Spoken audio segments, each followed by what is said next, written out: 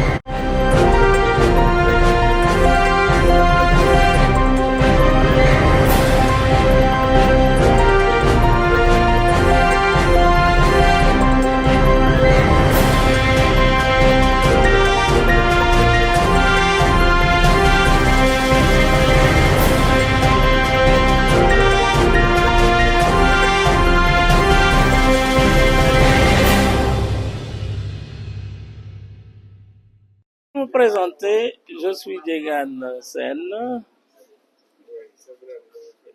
président de la Fédération du Renouveau. Comme vous le savez, alors, cette fédération avait été créée en septembre, précisément le 7, et comprend l'Union pour le Renouveau démocratique et d'autres partis politiques, et surtout des mouvements citoyens, des associations de développement. Et au total, cela devrait faire une bonne trentaine d'organisations. Son ambition, puisqu'il s'agit d'une alliance électorale, est évidemment d'avoir une majorité à l'Assemblée nationale et de gouverner le Sénégal. Ça, c'est l'objectif primordial. L'objectif secondaire, c'est au moins d'être présent. Si possible par un groupe parlementaire, dans le pire des cas, avec un certain nombre d'élus, élus au pluriel, bien entendu. Notre programme, il est connu, c'est d'abord un programme citoyen, bien que tout à fait politique, hein, mais citoyen d'abord, parce que ce qui nous importe un peu, c'est le Sénégal, avant tout. Avant les partis politiques, avant les groupements divers, avant les chapelles.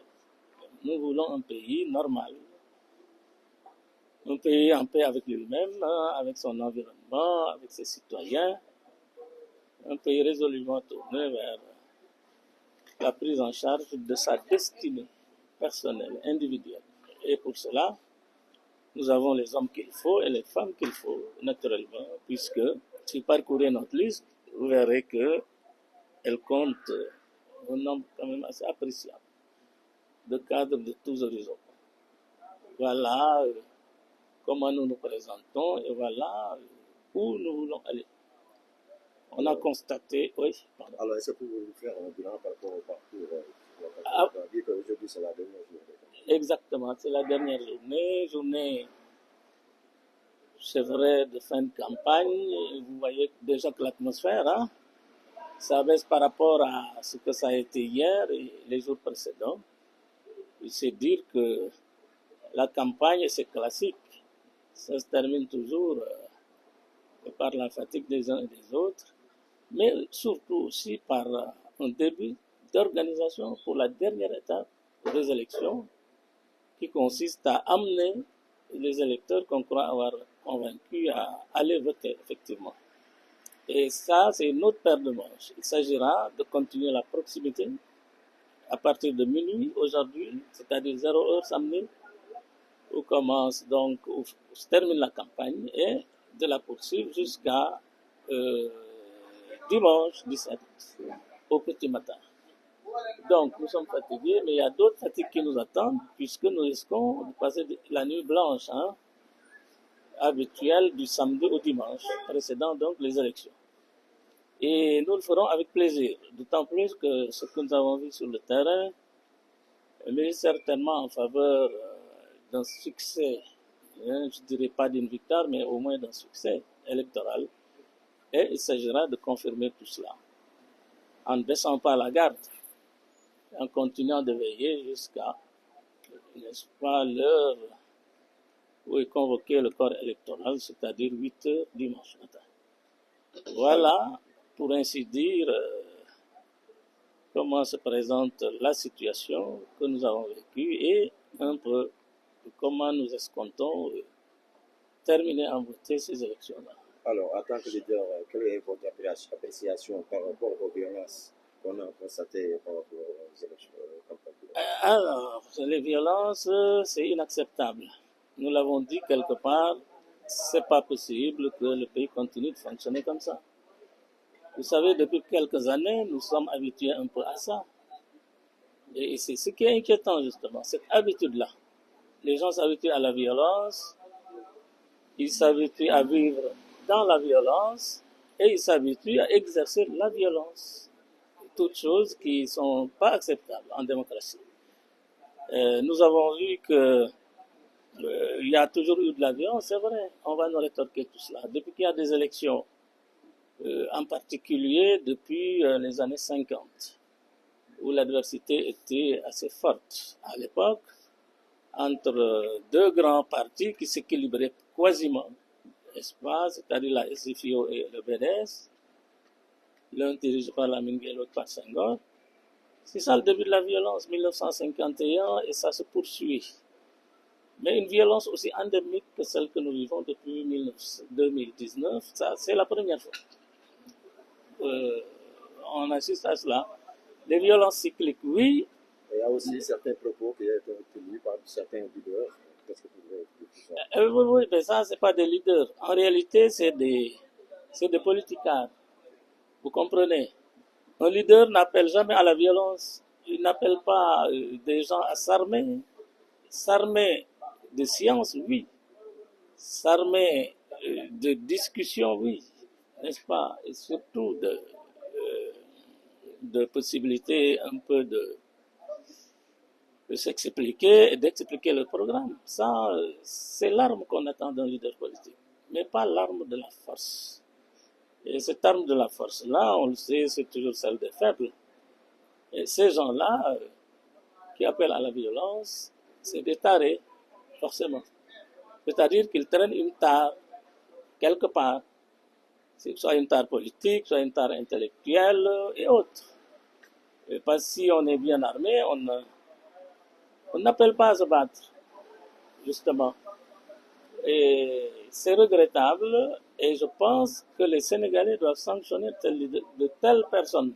Je ne dirais pas encore une fois leader, hein, de telles personnes qui ne méritent pas la confiance véritablement des gens de paix que nous sommes, des Sénégalais que nous sommes, épris de justice certainement, mais aussi de tranquillité.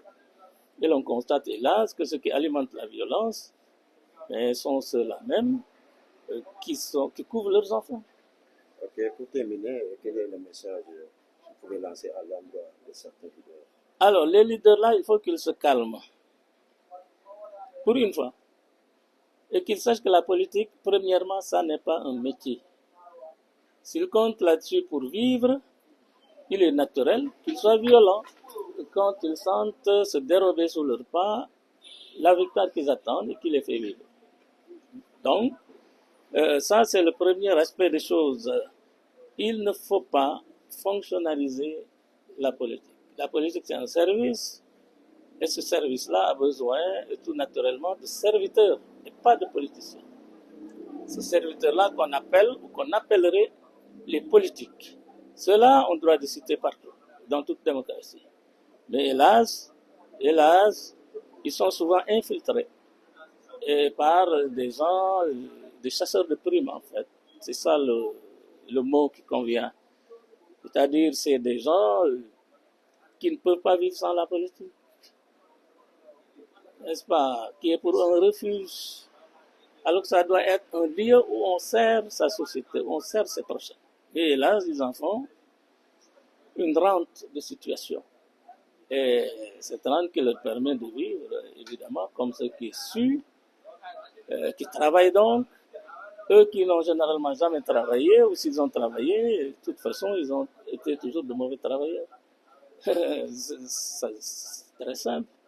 Si on est mauvais travailleur, on ne peut pas être un bon politicien. Politicien. Bon, je voulais dire politique au fond, n'est-ce pas? Ça ne va pas ensemble. Il faut donc qu'on repense un peu notre relation aux politiques, notre relation à nous-mêmes en tant que politique, notre relation à notre société. Cette société-là, c'est vrai, et c'est pas pour les dédouaner, demande beaucoup aux politiques, mais c'est pas une raison, justement, de lui imposer des habitudes qu'elle n'a jamais connues. Parmi ces habitudes-là, c'est violence dont j'ai parlé, qui encore une fois a toujours existé, mais n'a jamais été que presque symbolique, au fond, n'est-ce pas? Ça apparaissait de temps en temps à l'occasion d'élections, mais ici, depuis 4-5 ans, eh bien, nous vivons cette violence endémique, donc, qui ne dépend plus d'élections ni de campagnes électorales, mais qui est devenu un fait de société. Et ce fait de société-là, essayons de l'éradiquer au plus vite, encore une fois, et je pense que c'est possible. Merci, Robert.